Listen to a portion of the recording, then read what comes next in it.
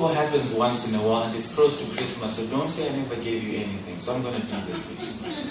So it's called Lately I've Been Thinking of You. But before I do it, I just want to check something. Have you noticed that most of us lose lives trying to win battles of wars we lost as kids? It's like our childhood victories never last. It's only our failures that are permanently plastered to our memories. Like right now, if we were to carefully unpack the stories of our childhood, you would notice that they're not really far from the stories that headline our life now. So most of us, it's like we change and shift focus, but the reality is we never really grow. Well, I grew up in Waterfalls, son of a middle-class citizen who rented a house in Parktown, 194 Fifth Avenue was the address, and here was the setup in our house. The earliest my father could be home from work was 8 p.m. His off days were Tuesdays, so we really never had that father-to-son bond. I actually had to say this, but I actually grew up hearing my own father, my mom. Ran a business out of town, so she was never around. My brother and sister were both in high school when I was still way down in primary. So in other words, we just didn't relate. But next door to 194 was a boy just my age. Same school, same everything, just different realities. He's the only person I've ever called best friend. His name was Alan. A sharp kid who drew his reality from cartoons, the only child in his family, raised in a Christian home and blessed enough not to miss out on toys. Very intelligent and ahead, the only kid I knew from Africa who wanted to be an astronaut when he grows up. But because his reality was more perfect than mine, I soon discarded my reality and tagged on to his. So we did almost everything together. I was somewhat the brother he never had. And I remember rushing home from school daily so I could watch cartoons at his house because they had DSTV and we didn't. And I remember our favorite cartoon at the time was Johnny Bravo. For some crazy reason, he was our idea of an ideal man whose love and charm we both wished we could have. We were just kids. And because Alan's reality was more perfect, I soon checked on to the church wagon. And church for us was somewhat like a playfield, for we used to make fun of the faces people used to make during praise and worship. But anyway, and this one time, I remember Alan was supposed to recite Psalms 23 in front of the whole church. Now, he went and told our Sunday school teacher he was going to do it with a friend. Now, as the friend, I didn't know what a psalm was. So you can imagine what type of a nightmare were 23 psalms. I was stupid enough to go with him and made a fool out of myself. Or another incident I remember so vividly, I was a spelling contest we held in some class.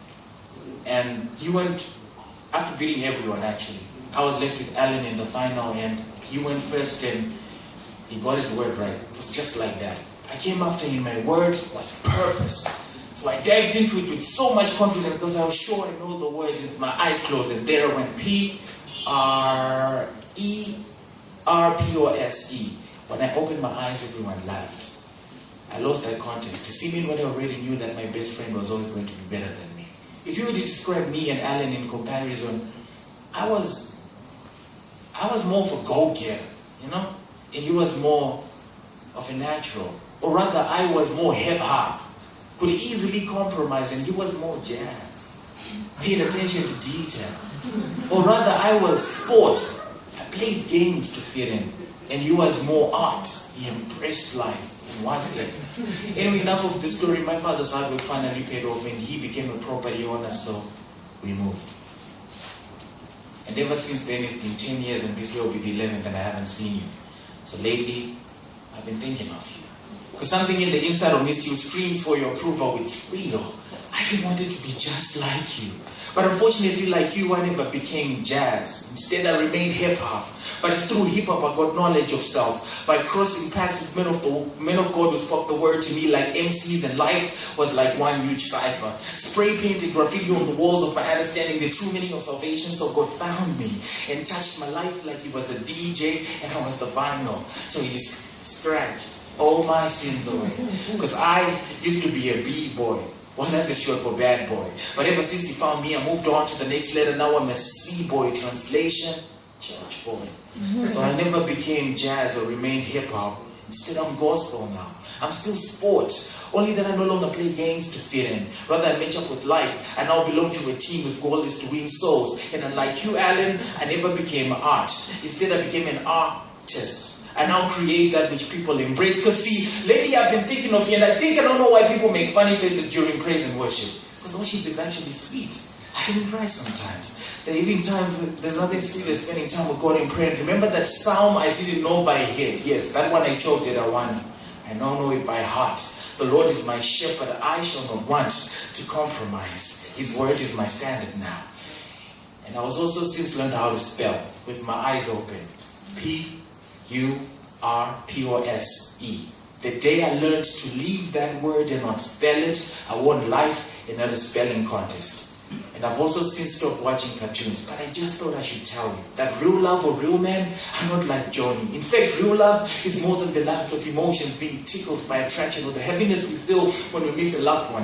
But it's God's definition of give, and it's synonymous to choice. Now, I know I haven't found her yet, my soulmate. But when I do, I'll dedicate a life to let her know that she's what decorates beautiful my words, will make love to her ears, breathing the true meaning of love to her understanding that she is not a queen, for her greatness is more than just royalty or being married to this king. I want to achieve a life where she knows I can't live without her in this world. Where marriage is meant to look like a dry joke, I'll marry her, and together we'll start a family. Wisdom told me the greatest way to love a kid is to love their mom, so a family will bring us even closer. Our love will be like wine, and to get better with time. So Leona Lewis will be our mascot for love. Our kids will know the warmth of a hug and the passion of a kiss. Love them and celebrate them before the world can, because growing up without the simple, seemingly insignificant things taught me that what makes us or break us as kids. See, lately, I've been thinking of you. I've grown, and I hope you did too. I've since learned how to love my family unconditionally. Me and my father, we are BFFs now. This role that I seem to play so well of being at a POVO launch and speaking profoundly, he's the model. And I found my purpose, and I hope you did too. Because lately, I've been thinking of you. The name is SoProfound. Peace, y'all. Yeah.